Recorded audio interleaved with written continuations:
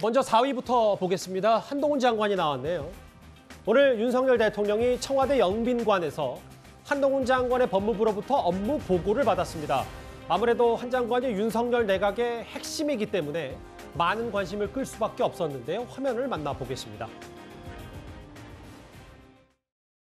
새해 법과 원칙이 바로 선 나라, 모두가 잘 사는 공정한 나라를 만들기 위해서 우리가 오늘 머리를 맞대고 금년 한 해 어떤 원칙과 철학을 가지고 여러분들의 해당 분야 국정을 운영해 나갈지 이렇게 토론하고 고민하는 시간을 갖게 되는 것이 매우 의미가 있다고 생각합니다.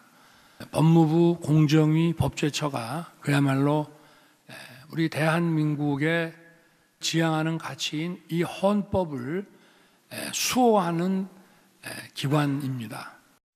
반법치 행위에 대한 법과 원칙에 따른 대응이 윤석열 정부를 국민들이 선택한 이유라는 점을 잘 알고 있습니다. 반드시 그렇게 하도록 하겠습니다.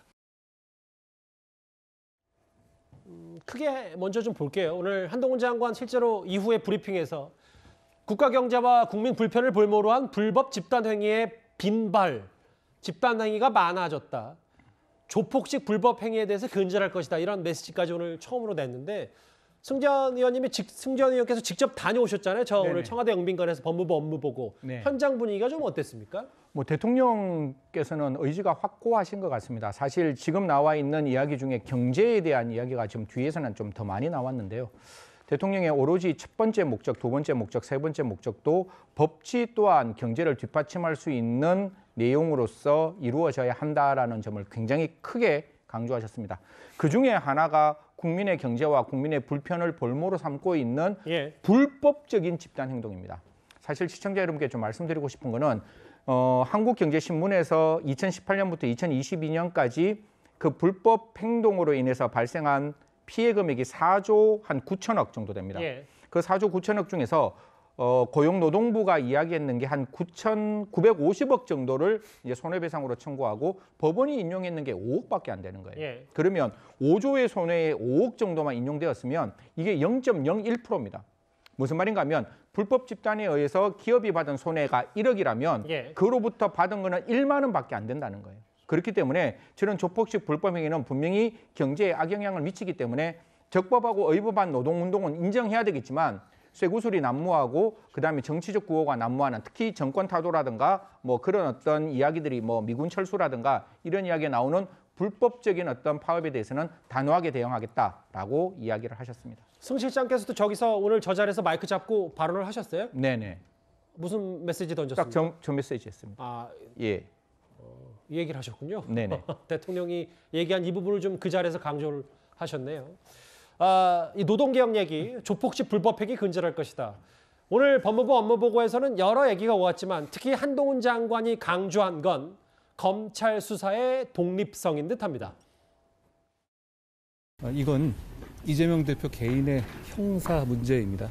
적법하게 공무를 수행 중인 공직자들의 좌표를 찍고 조리돌림 당하도록 공개적으로 선동하는 것은 법치주의를 훼손하는 겁니다. 판사들도 어떻게 판결했는지를 판결문에 이름을 다 공개합니다. 그런데 검사만 왜 자기들이 한 일을 공개하면 안 됩니까? 그게 왜 조리돌림입니까? 자신이 한 행위를 드러내는 것이 조리돌림이라고 생각하는 것 자체가 자신들이 한 행위가 부정한 행위임을 인정하는 거죠. 제대로 정당하게 했다면 자랑해야죠. 고마워해야죠.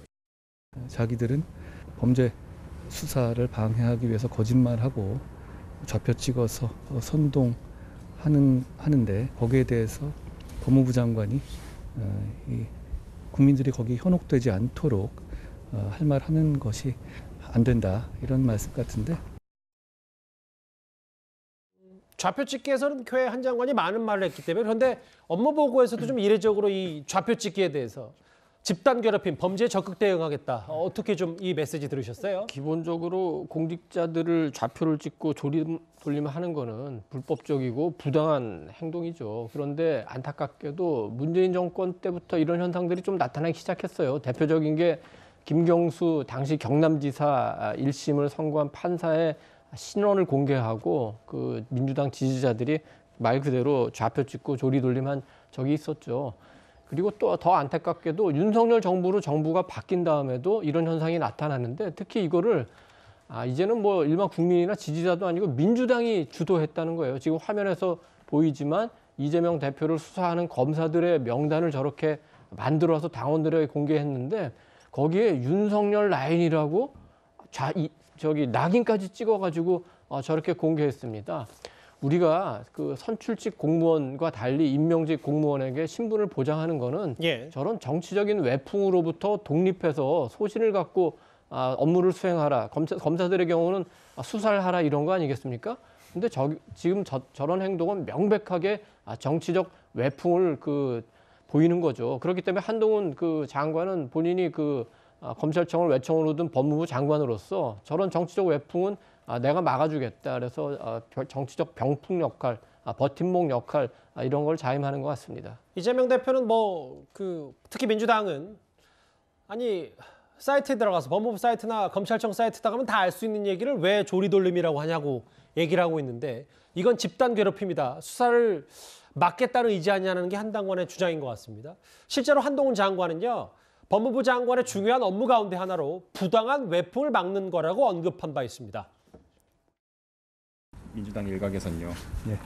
지금 수사받고 있는 이재명 민주당 대표에 대해서 구체적으로 사건 관련 얘기를 좀 너무 많이 하는 게 아니냐 이런 지적이 있는데 정당한 범죄 수사에 대한 부당한 외풍을 막는 것은 법무부 장관의 중요한 임무이고요. 저는 질문을 받고 상식과 사실만을 말한 것뿐입니다. 법무부 장관이 국민들이 거기에 현혹되지 않도록 할 말 하는 것이 안 된다 이런 말씀 같은데 누가 그분들에게 거짓말하고 선동해도 절대 비판도 안 받을 특권을 줬는지 의문이네요.